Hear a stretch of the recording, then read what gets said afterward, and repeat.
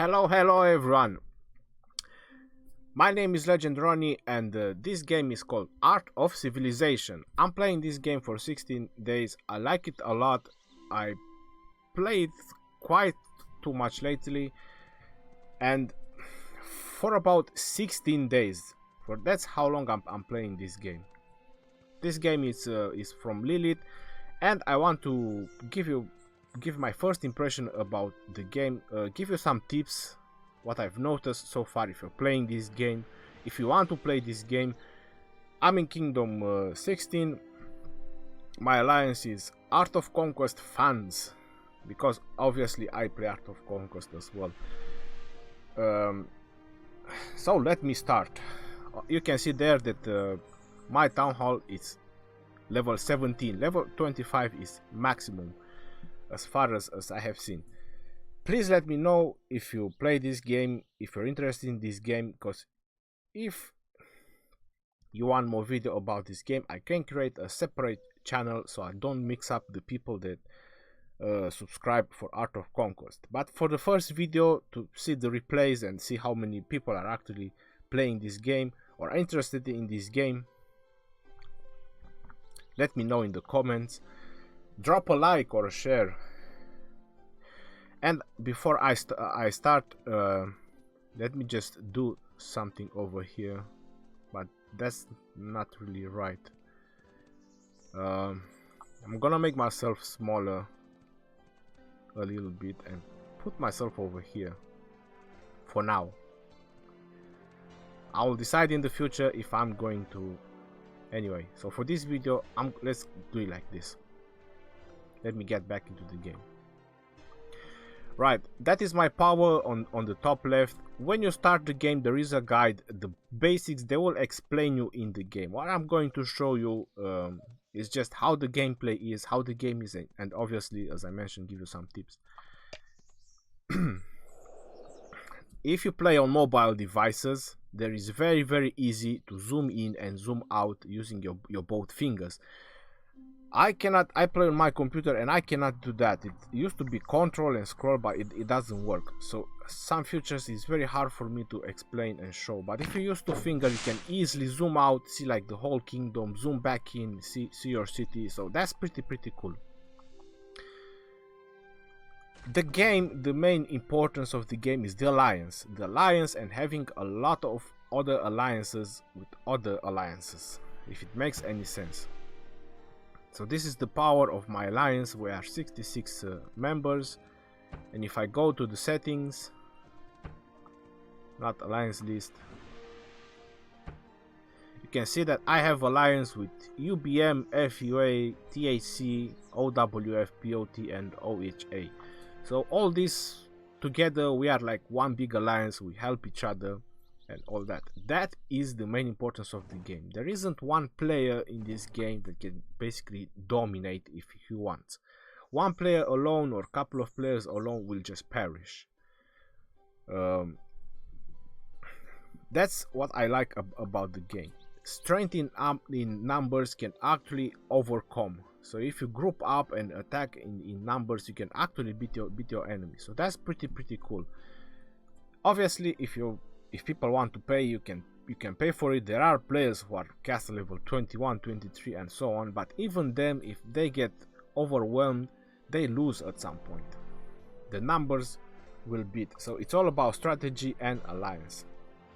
Now the first tip I want to give you, it's focus on city hall. Do not try to keep all the buildings up to the same level, because that's not important. You can see I have a gold mine level 4, I have quarry level 4, I have one level 17, because every time you have to upgrade your tavern, you have to upgrade your quarry. So I have only one, that's all you need. One lumber mill, one farm, the others are lower level. I don't even care about. You make resources from the game more. You don't have to wait for your farms to build up resources. This is just like something extra. And same is for the other buildings. All you have to do is go to your city hall, press upgrade, and it's gonna tell you you need a level 17 wall and you need a level 17 storage and that amount of resources. So if you go to the wall and try to upgrade the wall, it's gonna tell you that you need a level 70 tavern. You go to the level 70 tavern, well, it's an upgrade, but it's gonna tell you that you need a quarry in order to upgrade the tavern. My storage is also in upgrade, so that's what is the main importance, the city hall. The second important thing is the academy. You want to keep your academy at the same level as your town hall because of the research. The research is very, very important. You also get a lot of speed boost from the game, and this is where the research you should focus on. The military, discipline, and everything else that includes troops. You can see, this is tracking, allow you to obtain more intelligence. It's not really important. This increases the defense of your army. That is very, very important. Unlocking the new troops. That is very, very important. Camouflage, allow you to obtain further intelligence gained by scouting. I don't find that very, very relevant for now. Later on it might be good, but now you need to focus to boost up your troops as much as possible. Same with the heroes. So that is the first, that is the second tip I can tell you. And be in a big alliance, an active alliance. That is very, very important. Participate on the alliance whenever there is rally troops. You can see on the information, it's always click here when it's war. You can attack barbarian fortress, not necessary players, and you can do PvE as well if that's what you like. There is technology. You can always get information what the leaders want you to donate, so you can upgrade further, and you get bonuses from the alliance as well, like in attack, damage, marching, and all that. But first you should focus on developing yourself.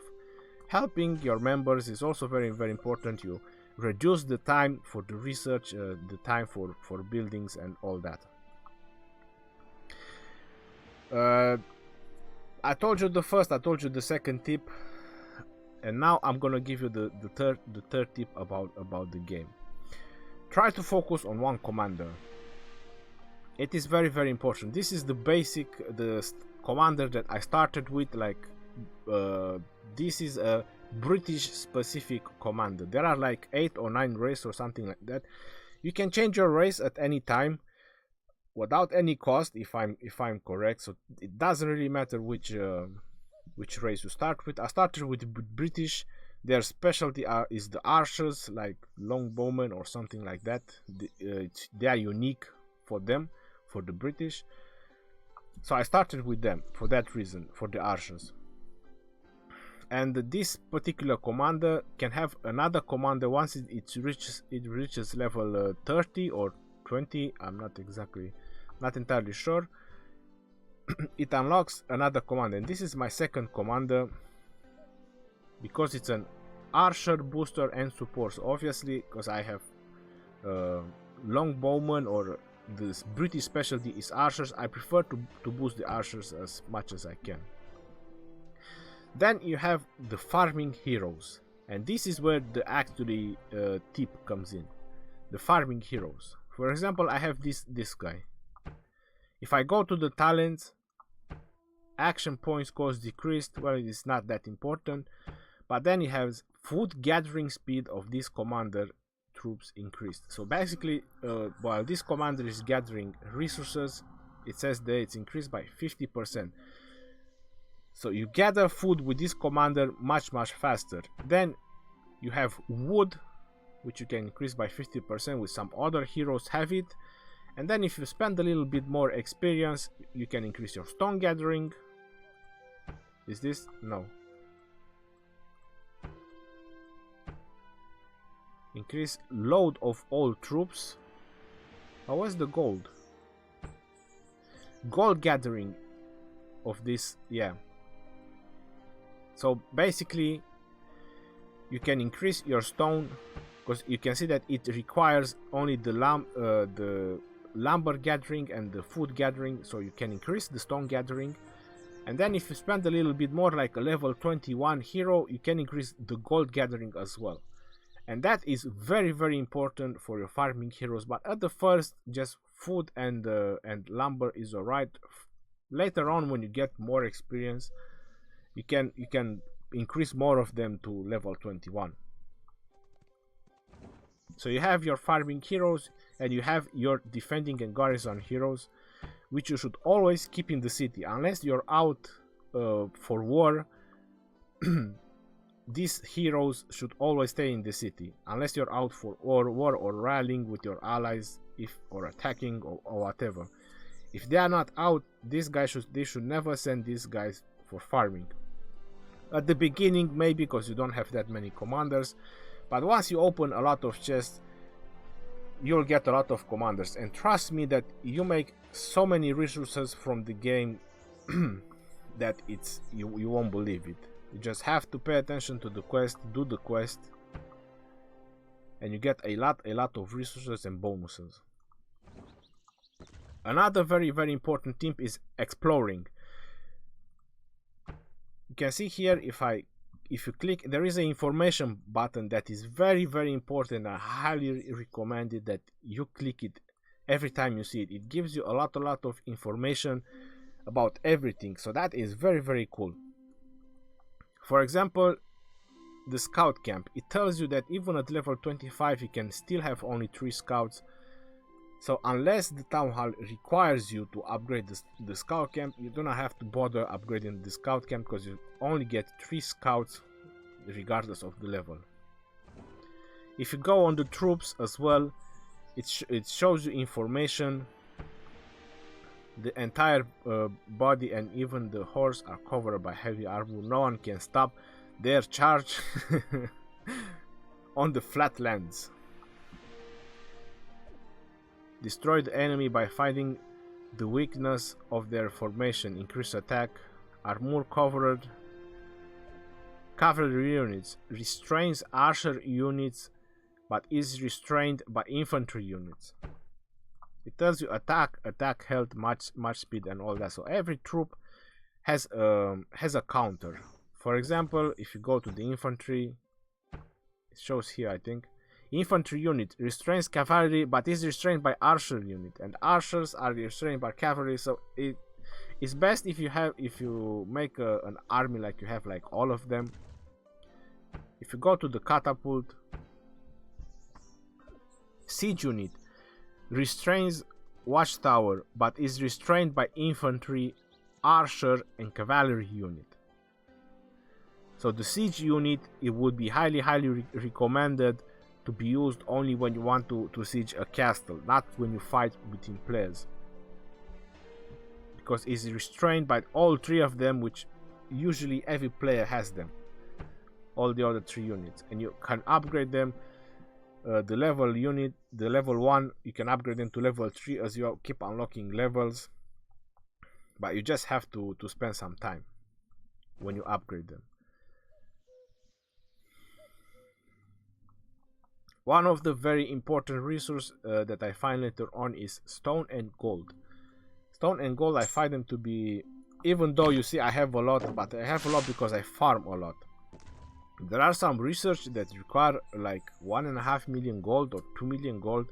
So if I get one of the research, basically all my gold is gone. By farming, obviously you make a lot of resources. You can see these items. I can use them and increase. You can see that the stone is the only one that I do not have the big coins, the big cards. Sort of speaking, you can see I have wood 150, food 150, but I do not have stones because stone is very much used. Obviously, chest random grants you food, wood, stone, or gold. Food, wood, stone. This is by clearing the barbarians. Speed ups, you get a shop where you can buy speed ups. I usually buy the ones that cost resources because I can farm the resources. Boost, and there is others. And here comes the kingdom map. The kingdom map is another very useful item, and here is a tip. So I used one. You can see that it cleared quite a big and large area. Now the next thing you want to do is you want to explore that area, and what you are looking for is a small yellow dot. You see those are green, that means I took the resources from there. This is another way. There was one on the top. I just want to make sure that there is no other. Alright, so there is one on the top. You can see that there is a yellow dot. If I click on that one, I got 13 of these. At the beginning, these are very helpful. So this is another thing that I do when my scouts are out, when my troops are off for gathering. So I'm gonna go ahead, use another one. And you can see that I already have a dot yellow over there. That is a cavern. Those are very important to use. But because I cannot zoom out, you can see I have 2 of them. If I would be on my phone, I would have been able to use both of them. So I'm just gonna go use the cavern. You investigate, you send one of the scouts, they are all 3 home. And then I have to manually go and get the other one. And there you go, you got it. So now I send the scout to investigate the cavern. You'll get a chest, and there's resources in the chest. Keep your scouts out. Keep your scouts out all the time. And just send them wherever they send it to explore. You can manually send them to explore, but I just send them wherever because it's explore very nicely all around your area. So these 3 chests, you can see it says here level 3 treasure cave, level 2 and level 1 treasure cave chest. I've been saving them. I'm gonna open them just to have an idea what you can get from them. There is quite a lot to cover, and I'm trying to cover as much as possible. So let's go and open, max all of them, 27. So I got 20 gems, 410,000 wood, experience, VIP coins, 10 kingdom maps, so I can explore more, and a lot of food. That's why I don't usually open them, because it gives a lot of resources. I don't really need them. If they would give resource cards, it would be different. So this one gives speed, 13 silver keys, kingdom maps, 250 wood, VIP points, confirm. And then I have 5 more of these. Wood, more speed rush, more kingdom maps, 1 gold key, 13 gems, epic commander sculptor. That is a very great thing. Confirm. So I see I have a lot of resources now. And these magic boxes, you get them from doing, there is a daily quest that you have to do. Let's use them. Gather and talent reset. I need both of them. That is awesome. So I have 25 gold keys that I've been saving up for this. Activity points. All daily objectives have been, you don't have to do all daily. You have to do 100. You have to do 100 to get the last chest, because you get a gold key, gem, and a magic box, and 3 epic commander sculptor. That is insane. You have to do that every day. So the reason I said that you have to send your scouts out is because of this. Once the scouts reach and finds a tribal village or a cave, it gives you a report here, and you just click there and boom, collect it. You go back, click there, boom, you collect it. And you get troops as well, not just resources, which you can obviously upgrade. So it's nothing bad in that. Claim rewards from 620 tribal villages. Reward level 1 resource pack. Claim. So you get quite more resources than you need. Then is expedition, which you also might want to check every now and then and do whenever is possible. You can create more groups in an expedition. I'm not last time I was not able to beat this guy because his heroes are way too powerful than me, and he has 100,000 archers. I went on timeout, to be honest. I went on timeout because I would have beat him, but I went on timeout. So I'm gonna wait to build more troops before I try him again. But that's what I wanted to show, that you can build more groups. You can see I can have four groups of troops. And those groups of troops, you unlock them by Town Hall. So the first Town Hall, you have only 1 Q, then you 2, 3, and at 17 you get 4. When you attack someone, you can zoom in, but because I'm not on my phone, I cannot zoom in. You can zoom in to check a battle. So I'm just gonna attack some random barbarians, and then you can select your troops. So you can say, if I want, I can take out my Mangonel and max out with archers. You don't need the other ones. So yeah, I don't need the Mangonel, basically, which is the siege. I need the other troops. It costs action points, and usually my second in command is that one. So I cannot zoom in to show the actual battles, but it shows the damage and the troops that are dying, and the troops that not necessarily dying but injured. So those troops are out of the battle, and how many I get. So yeah, the difference is quite high. And then you get a victory report. It shows you experience. Severely wounded. Severely wounded, if you do not it says over here, click on the mark, severely wounded unit will be sent to the hospital and wait to be healed. However, if the hospital is already full, they will not be treated properly and will die as a consequence. So yeah, it's very important that you treat them as fast as possible,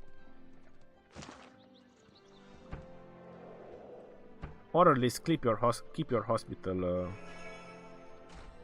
empty.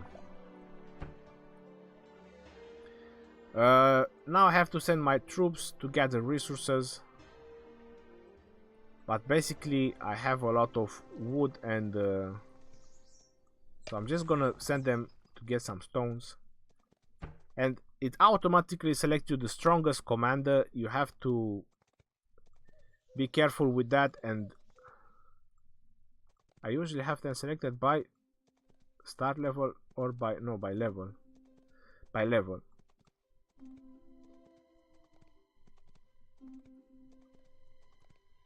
Well, just send them like that. Stone. And if you can zoom out, it's very easy to find the resource. You don't have to look like that all over the map. Stone and gold, that's what I'm looking for, because right now I have plenty of food and wood, but you know what, leave it. And now I'm gonna show you something. You can see over here on this hero it says 130% wood gathering speed, because this hero has the 50% talent. If I go and select this hero, it's 80%. So that's a difference. This guy will gather much faster than you can send him again. At the beginning, the game requires a bit of time to play, so being active at the beginning is very important. But later on, training troops and buildings start to take days and hours. So then you can chill out a little bit, if you know what I'm saying. So there it is, gold. I'm gonna send some new troops. This guy has 55, this guy has 55. Well, I'm sending that guy. And there's more gold. Look at that. But it's quite far away. Do I want to go that far?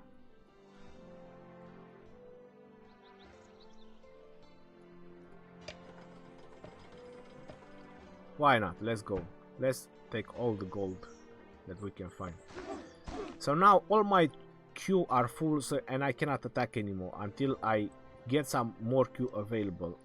Or I can recall, obviously, some of the troops.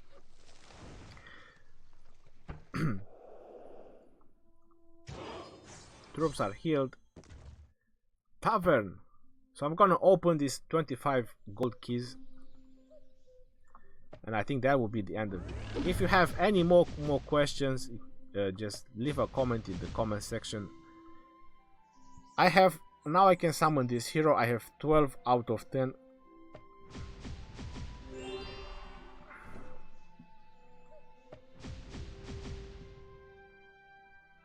Another 5 for Tomo. That's great.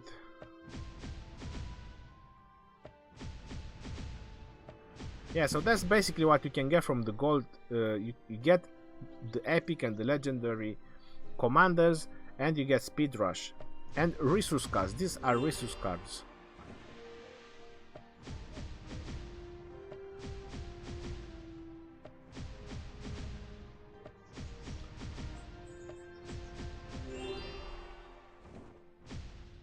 And every commander has different skill and different abilities. Like some are defenders, some are disablers, some are nukers. You have to read. Oh, Tomoe, that's great. You have to read on each hero the ability that and the troops that it boosts as well. There's a lot of commanders.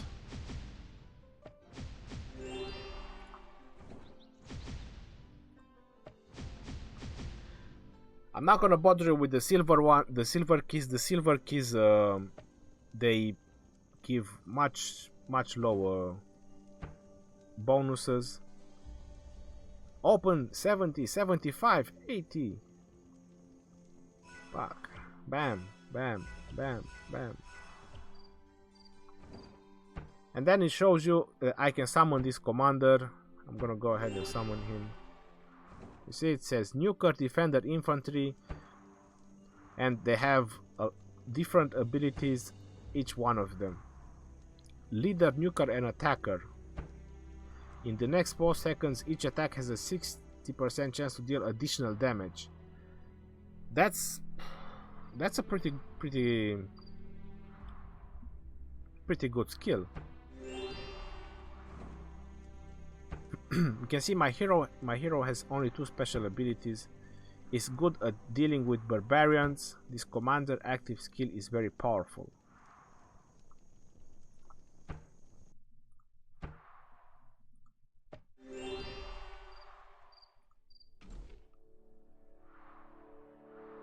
And this statue, you can exchange them.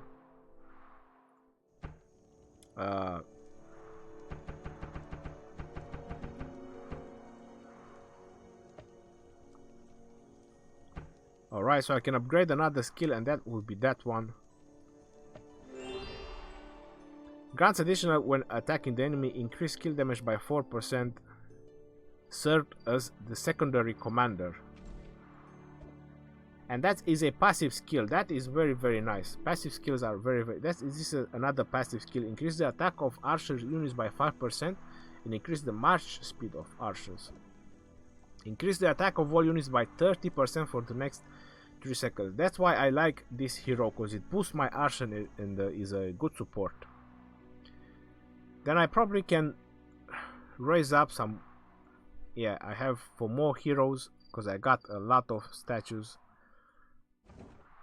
But I'm gonna do that in some other time. So let me know what you think about this game. Let me know if you want more videos about the game. And obviously I'll do my best to, as I said, there is quests, there is dailies, there is a lot to do in the game. Now this was about a half an hour, maybe much longer than I was hoping for as a first impression about the game. I'm Legend Ronnie. Peace out.